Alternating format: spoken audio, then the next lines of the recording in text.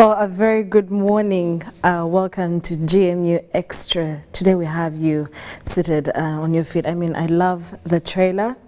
If you're a movie lover, GMU Extra today is the plug. Thank you so much for watching. My name is Sharon Chondisha, and today we want to let you know that yes, the people making movies in Uganda, movies that are in cinemas, movies that are making, that have wonderful stories and they're worth watching, we have you got covered today. In studio with me is Maurice Mugisha, not the DMD UBC TV. No, this is a movie producer, a very talented gentleman, and we're here to understand what the movie is about. It's called Tembele in cinemas from the 16th to the 22nd of September 2022. You can always go get your ticket, Acacia Mall and different other cinemas, and get yourself watching a Ugandan produced movie. Good morning, Maurice. Good morning. How are you? I'm glad to be here. Thank Tembele. you. Yes. What does that mean? Tembele is a name of a character drawn from the movie Tembele. Okay. Yes. Yeah. But what's the name? What does the name of the character mean, if there's any meaning to it? Tembele is a concoction of an African name, just the way they will call you Mugisha or Mukasa or something. So when I was coming up with a title, I noticed that we need to cling on the strength of the powerful nature of African names. So that's where it comes from. And the film Tembele is a very simple story. It's a story that touches you and me. It's just a normal next door story of a young man called Tembele who has a wife called Mawe. They go through several struggles, of course, with love between them. This man works on a garbage truck. Not so many people pay attention to garbage men, do they? Yeah, but yet there are people who visit us each and every day to actually pick garbage. So this guy is expecting a son. So the wife is heavy and they are all lovey-dovey. But through the struggles, he tries so hard to make sure that he takes the wife to safe delivery. But somehow things don't go well. So he loses this son, so he fails to come to terms with the reality of death, the reality of grief. So his mind goes leeway. He gets PTSD, and he goes through the whole, drama of going up country, back home to Bari, and he actually struggles to recover from the whole PTSD situation. So basically, it's a film that dissects mental and maternal health and the other facets that are all around us in Uganda. Is this your first movie? No, actually, this is my second and a half film, because I have a short film called Fear Knows My Name. Then my first film was called Stain. It was a great movie. It's a film on gender-based violence. It was shot in Kapchora, the red zone for GBV in Uganda. If you're aware, yeah, that's where most of the GBV cases are. And Tembele finally is also my film. And it also won Best Feature Film, the Uganda recently concluded Uganda Film Festival. Oh, wow. Then it won Best Actor by Nkaka Lukanyi and Best Support Actor by Serubogo Cosmas. Yeah.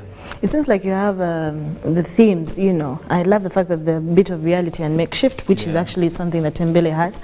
But then you started from GBV, gender-based violence, and now we're into PTSD. What do you mean, why PTSD? These are things that sometimes African culture usually deal with things.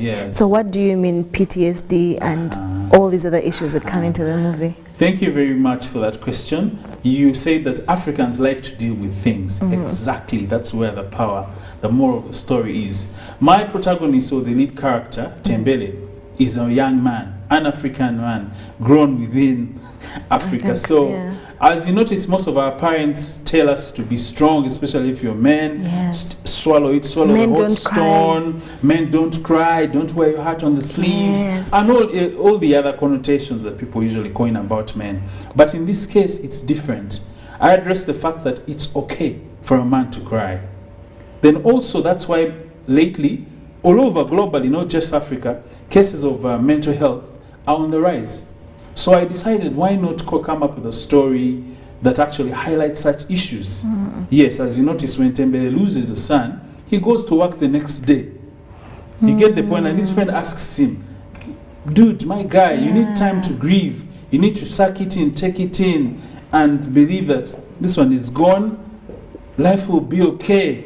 There is light at the end of the tunnel. So That's what the story about, and I want people to come and watch it, especially men who think they're macho and strong. But again, also the film is for the world to consume, because you know mental health is an issue. Then also about PTSD, post-traumatic stress disorder, that combines anxiety, depression. People are really struggling. People are sick, but they will not come out and do it and say. And you also notice that not so many people actually want to identify with the fact that they're sick, because it's a mental thing. You can't use a microscope to notice that someone has a mental illness or someone needs someone to talk to. Yeah, it's not really something small, but here we are, and I'm glad to be here to share something like this. It's one thing to come up with a story for creatives, but also one thing to see, and you've either experienced it or someone in the family has experienced it. So is it that sort of thing for you that you've seen it happen, not just created or seen or watched movies, but you either have gone through something like that or there's an inspiration? Where's the inspiration? Where did the inspiration come from? As a creative, as a budding creative, we usually keep our eyes to all over the place and our ear to the ground. You move. When I walk in here, the first thing I do is to notice the environment, the aura in this place, the the people you talk to. For example, if you enter, there are ways. If you ask someone good morning, you've noticed every day you walk in here, and I'm sure you say good morning to some people. There are people, you don't know how your friend slept. You don't know if he slept hungry, or maybe they locked them outside, or the landlord is always knocking on their door, or they're battling with so many mental issues. So when you say good morning to someone, that's a sign to know that if actually that person is okay. And people need to actually, get used to that fact, that it's okay to find out how someone was. If I say good morning, okay, you could fake it and put on a smile, but sooner or later I'll find out that you're not okay, or you're dealing with something else. So like a creative, like any creative, I decided to jump onto this boat of filmmaking, but my style of filmmaking is thematic. It I like to tell stories that are around me. Take for example, this Tembele story. I know someone called Ninsima Soledad, who is also an actress on this film, who I'm very proud of. She faced something of the sort.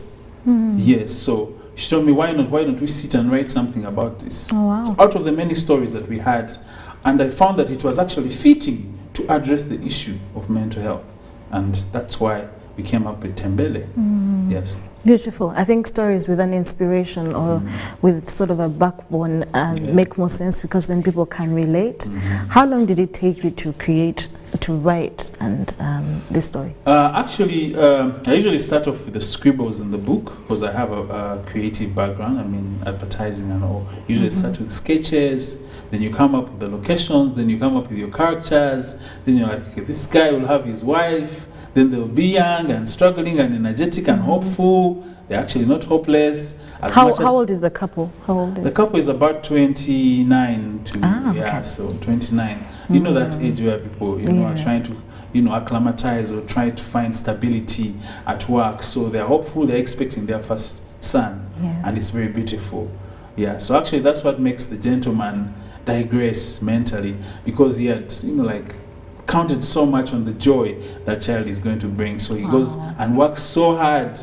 If you notice, if you get to watch the whole film, so basically writing the story, like you said, took us about 6 months of back and forth and shading images in the mind and on paper, doing location scoutings, canvassing for funds, which was a bit tricky here and there, coming up with characters, rehearsals as well.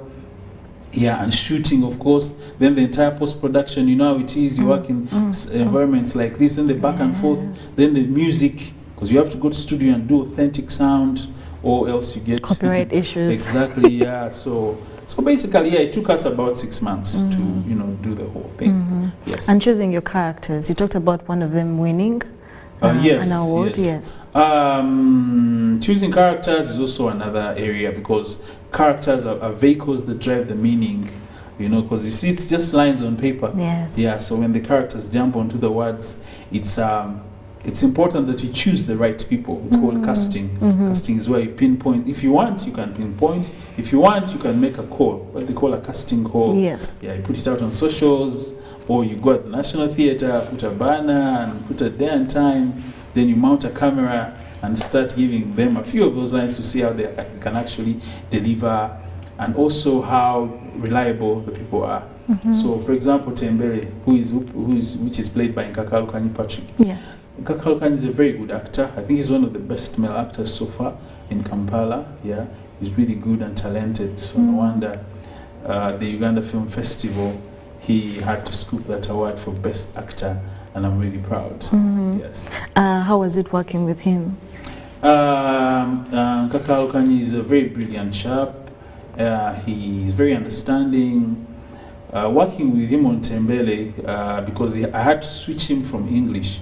Yeah, but he's a Muganda boy, so it was so easy. Then he had a Musheshe wife, like a wife from the West. Yes. So I kind of create a an array of cross cultures, which is very predominant here in Uganda and other countries.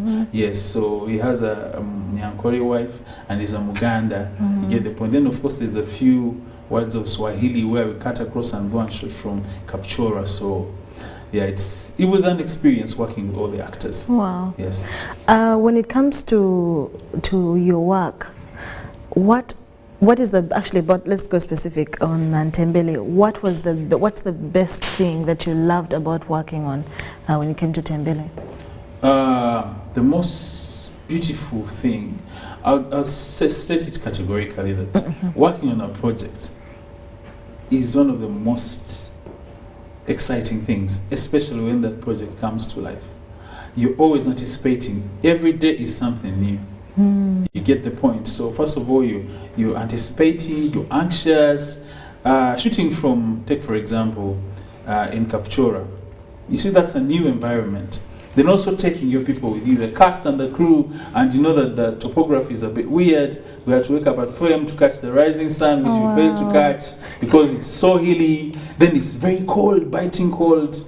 Then having to hustle breakfast at 4, 5 a.m. as opposed to the normal daytime was crazy. But for us as filmmakers, those are all lessons to learn and experiences. I mean, what is life without experiences? What's the use of you coming every morning and you're just in one place? I find it very boring. I could go bonkers if I kept doing the same routine. You get the point. Yes. So basically, working on Tembele largely was challenging but very edifying as well. Yeah, that's what I can say. And for you've worked on you said this is your second project. Yes. What is the difference between the first and the second? What makes the difference? I understand it's already the first one is GBV, yes, gender-based violence, and this is PTSD and mental health. But like, what's the difference when it came to production, and maybe some things that you carried from the first project to the second one, things that you had learned? Yes. Okay, this is what I would say. My first project was Stain. It was a story about a girl called Mina who works in a salt mine. You see, when you go to the salt mine in Kasese, they will tell you that women don't actually go deep. They're supposed to stop at the shallow end. You know why? Because the salt lake water has that bad ammonia smell of like a rotten stench and stuff. Then also, the minerals in there could be disastrous to their privates. Okay. So you see, when you're telling a story, you have to match a problem and how this person has to overcome, because if you lay a problem for your lead character, it means the character is going to struggle and thereby perform better. So the experiences in Stain, I'll tell you, I had to hire a dormitory. So that's very interesting. I had to hire a dormitory so that I can, but to convince my team and crew that we are going to sleep in a dormitory was the most insane experience, because I did not tell them that we were going to sleep in the dormitory, because by then all the students had gone home. It was a holiday. Yeah, so them coming in, maybe they thought they were, because Kasese is a tourism place, so people thought maybe they're going to sleep in wonderful lodges, eco lodges, breakfast in bed and all, but it was the other way around. I can't forget or forgive myself about that, and neither could they, but I believe they So why didn't you go to the eco lodges? Because we can't afford. Duh. Lodge is like $90, $120, you get the point, and they're charging foreign currency. So finally got over that. Then of course we started getting used to the humidity. It's very hot in Kasese out there. People got darker? Personally, I got burns. I look like a zebra after 3 weeks. Yes, because when you wear a short tank like that, the sun burns the face and the arms. So when you undress, you have like double colors. You're like a zebra, or you look like monochrome. So black and white. So basically, those are some of the challenges. Of course, budget, speaking that foreign language out there. That's why sometimes, by the way, I decide to speak. I decide to deal with what? I decide to deal with my local languages, indigenous languages, because we actually portray the stories much better. Actors kind of relate and get to express themselves in the way, culture. That's why the white people beat us, because English is their language. You cannot compete with Denzel at the English language, can It's so you? amazing how when then they bring him to like an if he's supposed to do something, for example, in South Africa, how that will sort of switch and then he speaks Xhosa or something and you think, wait, what? Yeah. How is he able to do that? But did you have actually any of those, did you have times in your movies or your projects where you've had people sort of either work on their body, like I've seen, for example, I was watching Joker. I love Joker. Yeah. And you realize that the guy had to lose weight at some point. Is that the guy that passed on? Yes. Yeah. You become very skinny and then at some point you have to look more healthier, like all that. So do you also have that in your movies where people had to sort of transform? Okay, that's, every character has its own character traits. That's the beginning that I didn't get to introduce. In the casting stage, you've already drawn that maybe I'm using Aggie. Aggie has to be 24 years of age. She must have a cylindrical body. She must know how to swim and all those other things. So you cannot cast someone who's, a bit weighty, A plus, away from Aggie, exactly. So usually we want to play it safe because of, sometimes you can't tell someone put on a lot of weight because we usually don't have that time. Like producing a film and you spend over 4 years, we don't have that luxury because you have to move on to the next stage. And also the film climate in Uganda, the reality is we're still struggling to get up there. So if you want to produce one film in 4 years, then how are you going to move on to like the other actually matters that you have to consider. That remember this, you have to get money you have to mint cash out of this film. Yeah. So, but in relation to what you just said, you choose the characters that actually fit the role. That is the first thing. Yes. Interesting. Yes. I understand. There's a time I was talking to Lukman Ali, one of great producers as well, a great producer in Uganda, and he was talking about how location is one of those things. I think one of the hardest things to acquire while producing movies. I want to know what your experience is. For both films, yes, I had one of the worst experiences. Because remember, you have to move. Take, for example, in Kasese, I had to chase for a letter here from Uganda Tourism Board that I had to chase for a long time to actually get the letter. And I managed to get the letter because I knew a colleague who I would stick on almost every time. The experience doesn't have to be that bloody. If things were in line and people actually embrace the whole film industry and all. Then also, for example, getting to shoot in the city. You have to talk to city council, and the process is not exactly very friendly. Yeah, I almost failed to get a permit from city council. Yeah, so I had to go gangster on some of the scenes because they will not give me. But yet my film has to do what? Has to come out. So people out there at the top, it's always a top to bottom approach. So people out there, we beseech you until when we come through to your big offices. Please try to give us a listening ear. Make it easy for us. Then also the fees levied on filmmakers. We don't exactly have an obvious market that I'm a filmmaker, I'm like a lawyer, or I'm like a banker who earns a monthly salary and they're sure they have their NSSF stuff going on so well for them. We are kind of, I don't know how to place us. We're one of those people who are like hawkers, basically. Yes. Yeah, you don't know what's tomorrow, you don't know what's today, you're just living for the moment. So, but I don't want it to get into the whole career thing. That's why we actually push so hard to make sure that things play according to plan. Yeah, but I call on the government to come through for us as filmmakers so we can be able to do what? To, shine because remember, film is the only way to push the image of Uganda. Yes. Not the only way, but one of the most beautiful ways you can show off or showcase Uganda. Storytelling, literally. Exactly, yeah. Because remember, in my films, I've tried to always inculcate the locations in Uganda In Tembele, I shot CP Falls and the whole Kapchora business going on. You know, that's and a all very those you have to beautiful get city. permits for that. Exactly, and you have to pay money. Then also in Stein, I had to shoot Kasese, where I had to shoot the Salt Lake and Queen Elizabeth National Park. Yes, so Banangi. It is what it is. But why do you think, because we've had people produce movies for quite some time now, and I think also the fact that you're producing into locations, I think it wasn't really locations, it's a theater, it's something easier, but now people are sort of widening the scope. Yeah. Why do you think we still haven't had our leaders or certain people in positions understand that I need this for a movie? I need a permit, I need you to let me actually shoot something. Why do you think they haven't sort of grasped that? I think it's not just about the grasping. It starts from the systems themselves. Just the way they've created systems in health, systems in legal, systems in corporate fraternities. You know, their systems are well aligned. Now that is a bit lacking in the film industry. I think people still think film is a joke. Yeah, but someday it's going to rain or shine on them, and they will notice that actually film or film art, just like music, yeah, is something huge.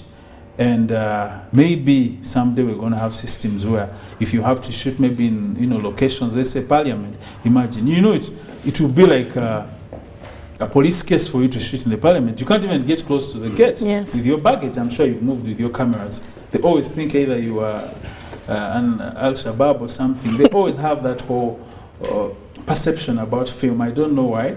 Some of it I can't answer. Yeah, but yet they sit in front of cameras in their suits and actually want to be filmed. So in the same manner, I think they should make it easy for us. Yes. Okay. Well, but have you guys also sort of showed the urge for them to understand? Yes, there are committees that are actually down there. For example, now Film Tembele is not just a film. It was selected, it was pre-selected as a contender in the Oscars, 95th Oscars. Wow. Yeah, actually that's the reason why I'm here, to tell you about the good news. Congratulations. Yeah, so I'm just not talking about a film, but I'm talking about a film that was pre-selected among the many in Uganda, pre-selected to, go and wage war in the Oscars if we move on and shine on past the demands that they want. So it's not just about me, Maurice Mugisha, anymore. Yes. It's more like a national issue.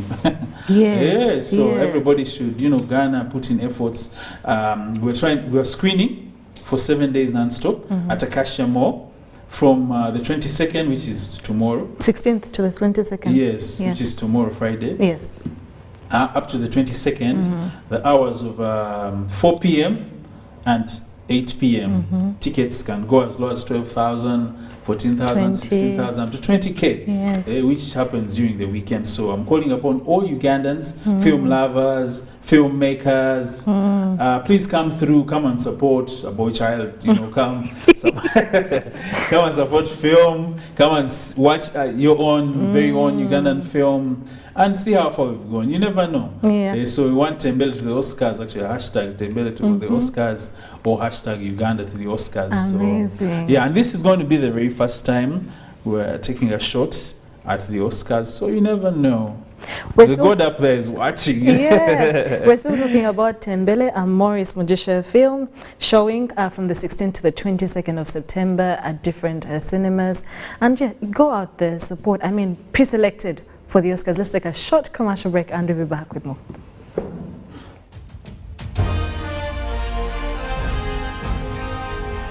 Live from UBC Studios in Kampala. This is Good Morning Uganda Extra. Fellow Ugandans, did you know that we are losing wetlands at an alarming rate? Wetlands are the most threatened ecosystems, disappearing 3 times faster than the forests. Dear ones, we risk losing species to extinction and a lot of wetlands at maintaining our environment. Let us all be concerned, conserve, and restore our wetlands. In the name of God the Father, the Son, and the Holy Spirit. Amen. This message is brought to you by the Ministry of Water and Environment, Ministry of Agriculture, Animal Industry and Fisheries, Uganda National Meteorological Authority, in partnership with the Interreligious Council, with support from Government of Uganda, Green Climate Fund, and the United Nations Development Programme. Oh, Susan, I want to propose to Rose. Yes, and this time I am serious. Have you guys had sex? Duh, of course. And have you had sex without using condoms? Hey, nga you're curious. I'm more concerned. Are you having sex with other people? Hey, hello, is this an interview or what? No, just things you should think about. Do you know Rose's HIV status? Okay, this is serious. Should I be worried? It is actually serious. Do you know your HIV status? I think I am safe.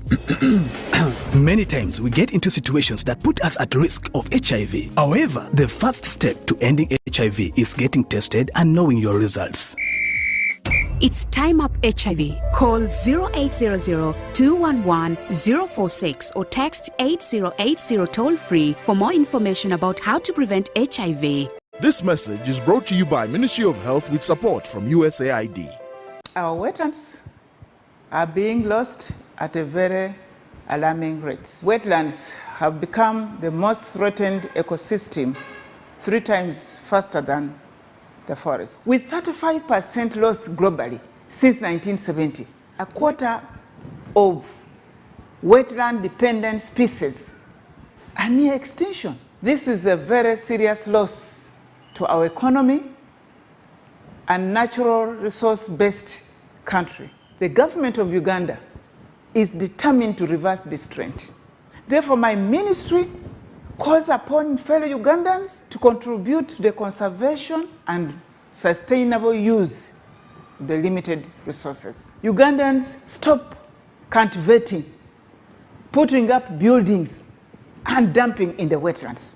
This message is brought to you by the Ministry of Water and Environment, Ministry of Agriculture, Animal Industry and Fisheries, Uganda National Meteorological Authority, with support from Government of Uganda, Green Climate Fund, and the United Nations Development Programme.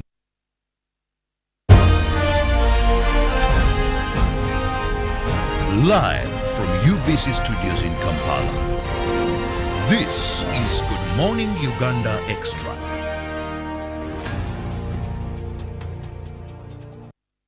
It's still about Tembele, a Maurice Mujisha film here on Good Morning Uganda Extra with Sharon Chondisha and the producer of the movie, Maurice Mujisha. Pre-selected for the Oscars, so we need to get that going. We need to continue the conversations on Twitter, on Facebook, and let us get that Oscar. That would be an amazing win for Uganda. Maurice, who inspires you? Who inspired you to actually get into movies and creating? No one has ever asked me that question. No one?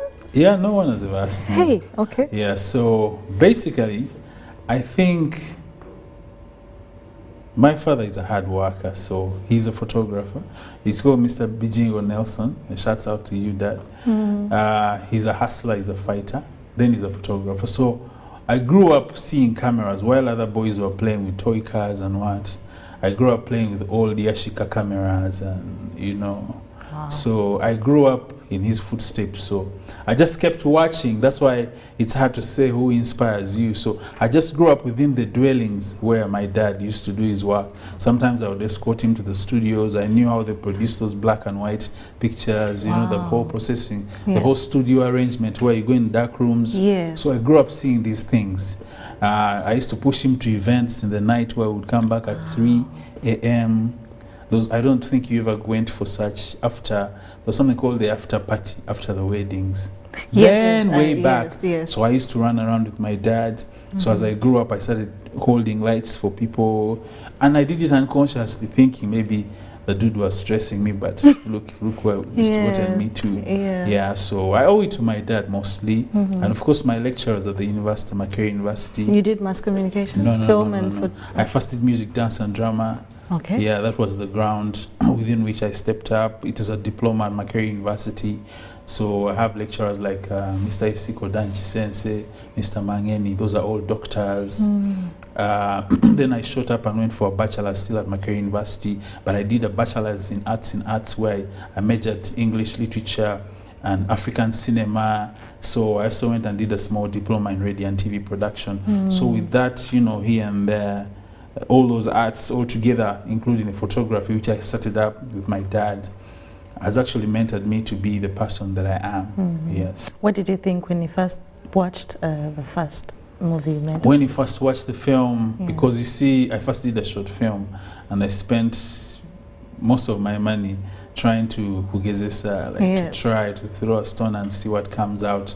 And most of the first films, I ended up wasting money because it never really brought back profit and all. I know that I was doing it for profit, though at the end of the day, you need to mint cash out of it. Reality kicks in. Exactly. So my dad would wonder, but how do you make your money back? Don't you think you're spending money in the wrong thing? And I'm like, no, Dad, I'm still trying. We need to keep going. For any guy out there who's an artist, you first scribble, probably use your white bed sheets as manila paper. You spoil a few things here, you get insults here and there, but at the end of the day, with a man above, things kind of come, you know. I'm a believer in that so much. So, Amen. Yeah. Glad. And here you are, Oscar, pre-selected for the Oscars. Yeah.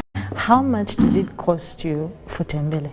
Tembele, I'll just tell you a rough estimate, because I did not produce it alone. I told you I almost failed to produce this year because of what Stain did to me. It kind of like, you know, squashed me dry. Did you stained you? Yeah, it actually stained me, that's the truth.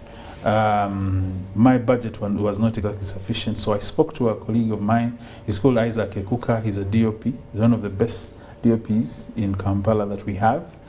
Thumbs up to you, my guy. I spoke to him. After failing with so many friends who look very, you know, able, he told me, you know what, just share with me a story. Let's have a drink. Share with me the story we see. And he's the same guy we worked on Stain. Yeah, so he just believed in me just like that. So he came like a miracle man. And we had to do the film, shot for almost 15, 16 days, running, loitering the entire Uganda. And look where we are. I mean, Isaac, look where we are now. Yeah, but also it took believing in me, because the first time I did Stain, it got 12 nominations in the Uganda Film Festival. Then it was the best overall winning film in the Uganda Film Festival. Then we didn't stop there. We also got the biggest award in Africa in the AMAs. You've heard of the AMAs? That's the Africa Movie Academy Awards that happen in Nigeria every year. We got the Best Actress award, and it also took us to Egypt, at the Luxor Film Festival, which is a huge global festival where I got invited for Stain, and we also got an award from there. So God has been good, and we can't stop bragging about him. Yeah. Estimates? So the other figures.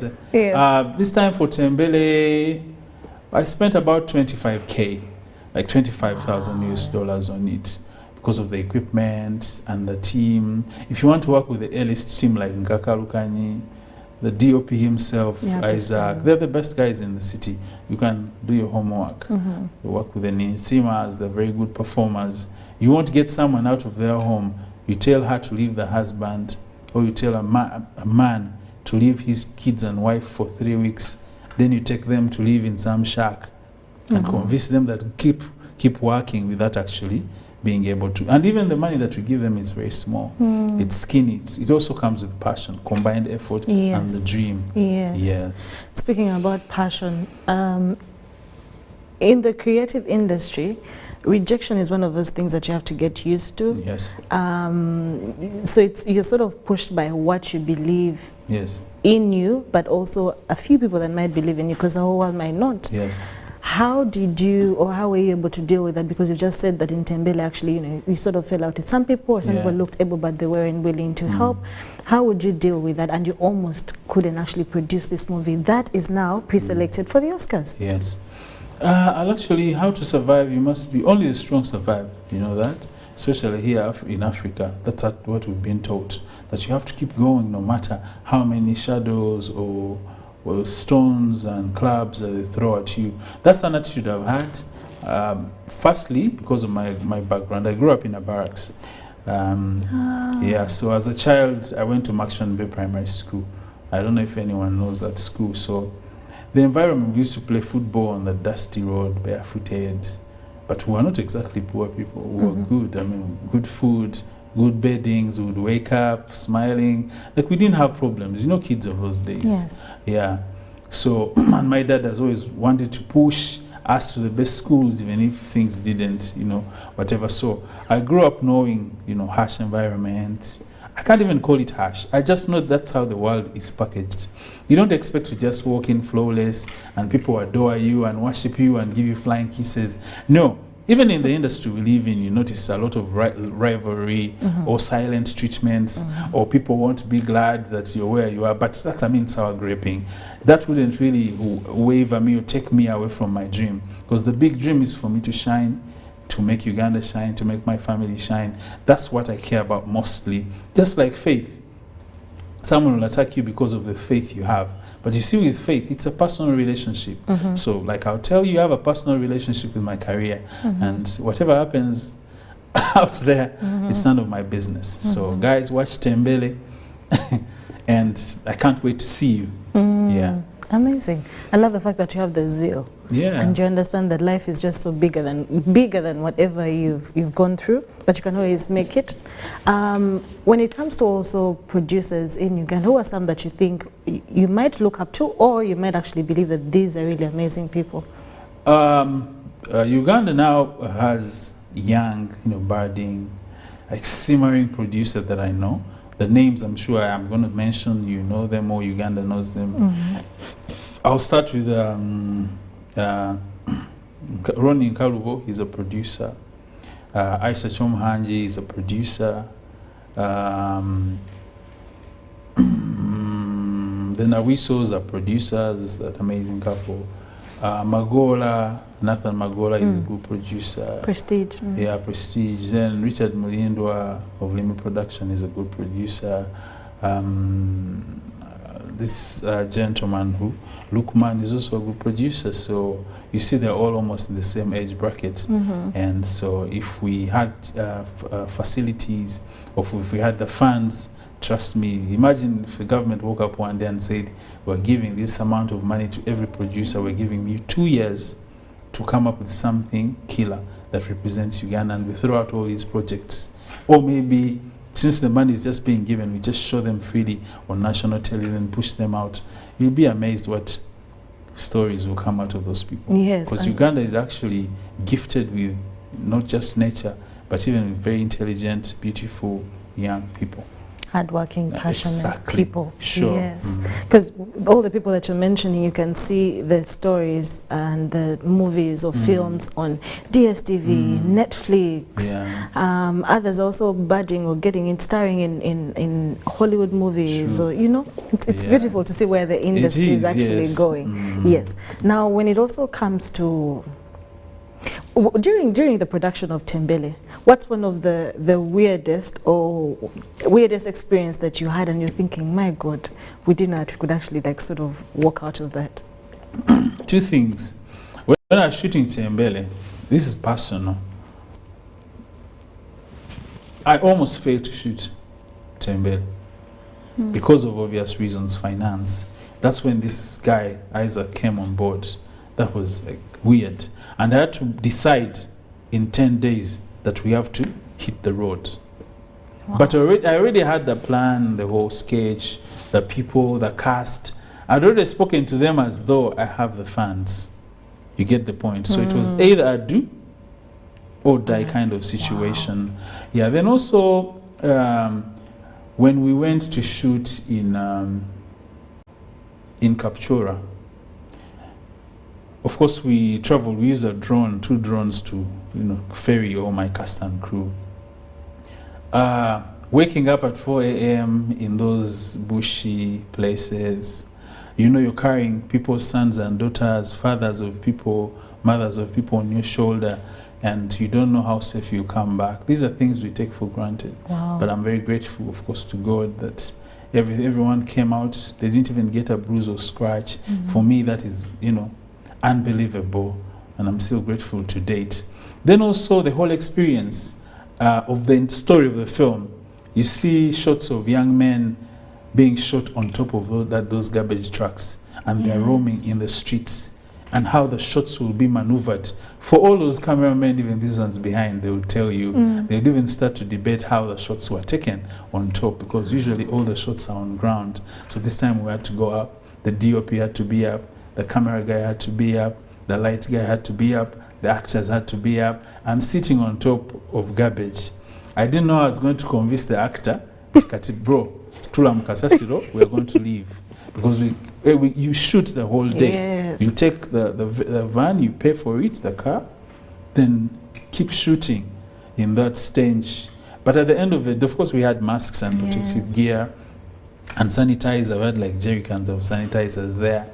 It was a health risk as well. So Tembele is not just a story of a love affair. Wow. Or bubbly, you know. It's a really, really gringy kind of film. Yeah, but the beauty is in the experience and the fact that the film has come out like that.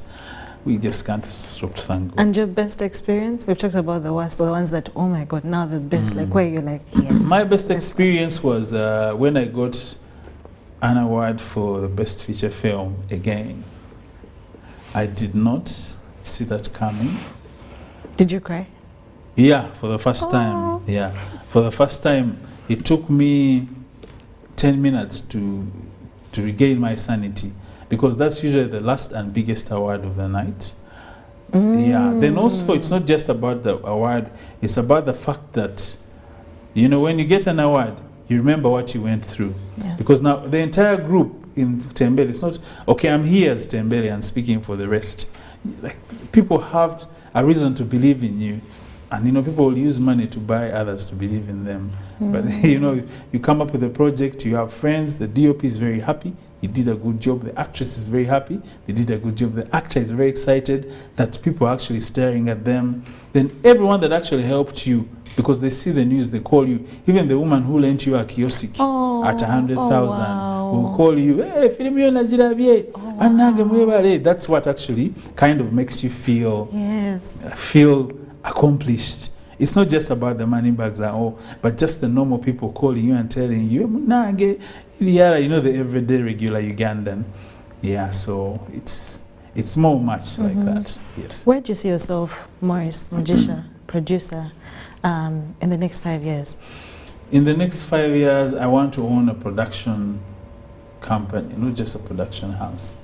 Production company, shooting films across Africa, telling proudly, unapologetically telling Ugandan African stories and telling them in our languages and the best way I know how. Yeah.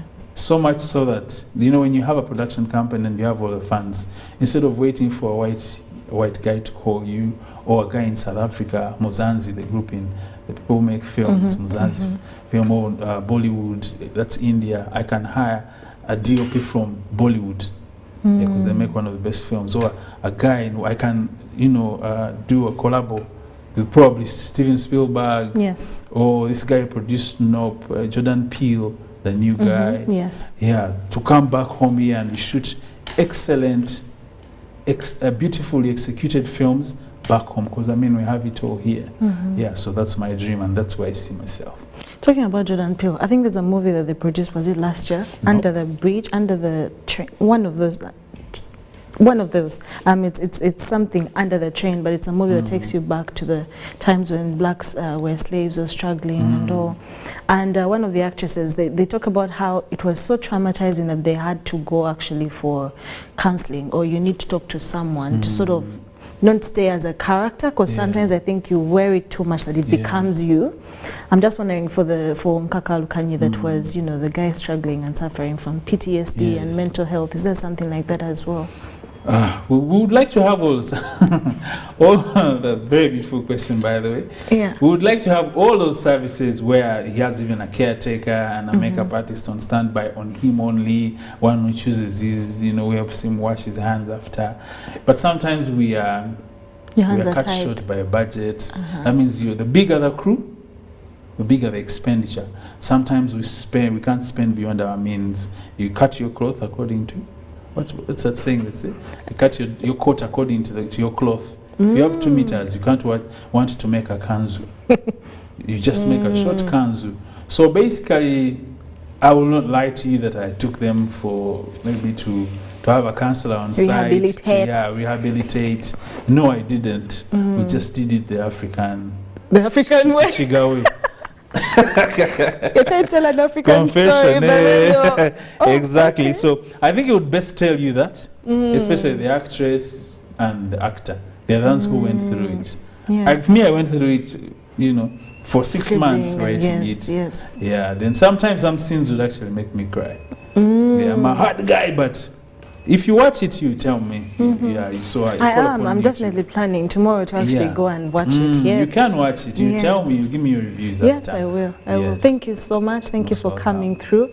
You can maybe remind people where to go watch the movies, which dates. Wonderful, amazing Ugandans.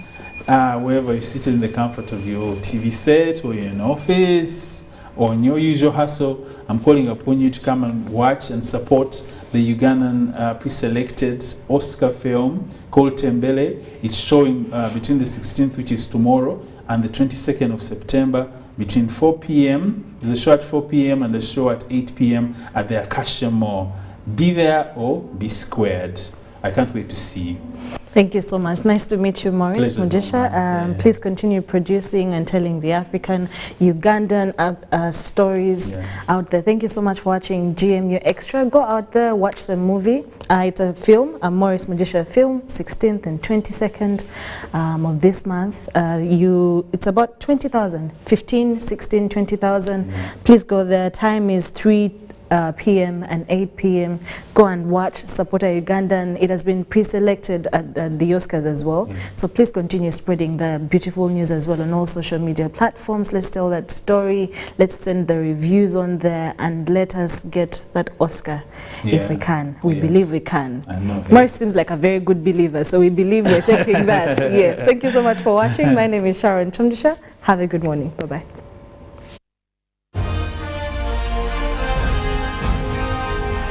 Live from UBC Studios in Kampala.